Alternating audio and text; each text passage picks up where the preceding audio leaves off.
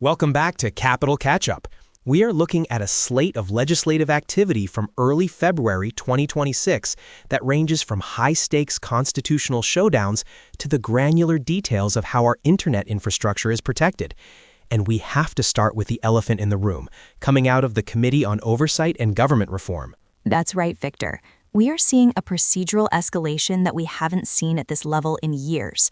The committee has issued reports recommending that the House of Representatives find both William J. Clinton and Hillary R. Clinton in contempt of Congress. This is stemming from an alleged refusal to comply with subpoenas. Now, for our listeners, a contempt of Congress finding isn't just a reprimand.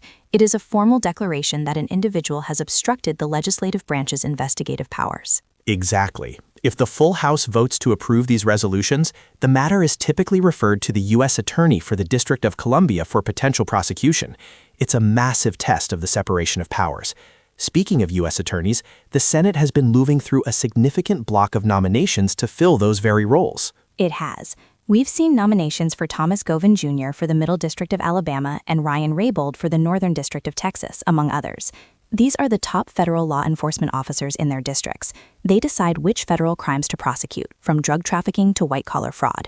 We also saw Daniel E. Burrows nominated, twice actually, likely a procedural refiling, to be an assistant attorney general. While the legal drama grabs the headlines, the House and Senate have been quietly pushing through legislation that fundamentally alters our national security architecture.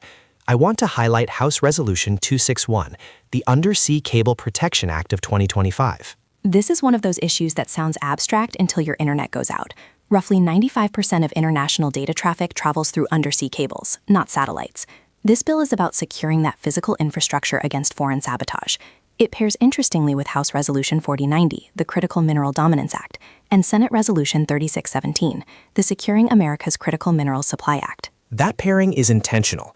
Whether it's the copper in those cables or the lithium in EV batteries, Congress is trying to decouple supply chains from adversaries. This is the first time since the Cold War era that we've seen such a concerted legislative effort to onshore raw material production. This also ties into House Resolution 7323, the Defense Technology Hubs Act of 2026.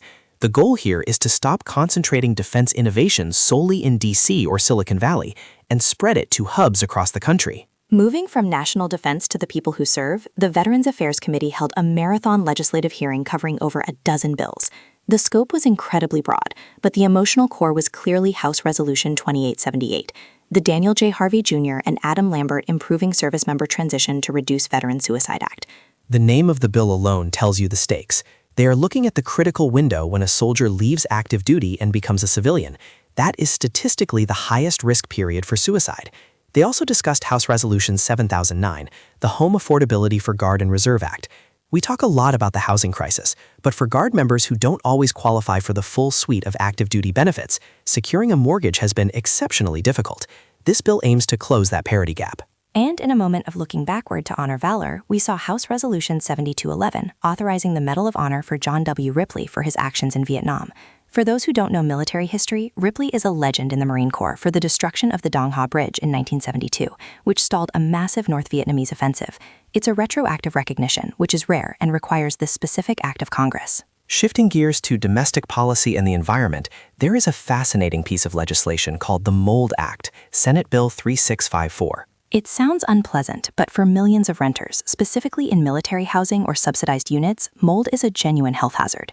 This bill aims to establish federal standards for mold detection and remediation. It's a direct response to the substandard living condition scandals we saw in base housing a few years back. On the conservation side, we have Senate Bill 1787, the Dolores River National Conservation Area Act. This protects a massive stretch of river in Colorado. It continues a trend we've seen over the last decade of using conservation area designations rather than national park status, which allows for more mixed-use land management, like grazing or hunting, while still preventing mining. Speaking of land use, the Agriculture Committee is looking at Senate Bill 3637, the ACE Agriculture Act of 2026. This is likely setting the stage for the next massive farm bill negotiation, and we can't ignore the Foreign Policy Committee's hearing titled Syria at a Crossroads, U.S. Policy Challenges Post-Assad. That title is a heavy lift. Post-Assad implies a complete paradigm shift in the Middle East. The Foreign Affairs Committee is essentially trying to blueprint a diplomatic strategy for a vacuum of power that hasn't existed in Syria for 50 years. It's high-level strategy meeting reality. Finally, looking at education and social services, there are two bills I want to flag. Senate Bill 3678, the Voluntary Limited Accreditation for Adoption Services Act, which attempts to streamline the often bureaucratic nightmare of adoption agencies, and House Resolution 7082, the FLEX Act, aimed at charter schools. And before we wrap up, a quick cultural note. House Resolution 4624, the Muhammad Ali American Boxing Revival Act. It's not every day you see boxing regulation on the docket, but this builds on the original Ali Act to protect fighters from exploitative contracts. It's a reminder that Congress regulates everything from nuclear warheads to prize fighting. So, what should we watch for in the coming days? The House Joint Resolution 142 is a disapproval resolution regarding D.C. tax law, but buried in that same scheduling block are Senate amendments to House Resolution 7148, the Consolidated Appropriations Act 2026. That is the big one. That is the funding vehicle to keep the government open. If that stalls, none of the other policies we discussed matter because the lights go out. We will be tracking the vote count on the Appropriations Act and the fallout from the contempt resolutions closely. Until then, thanks for listening to Capital Catch-Up.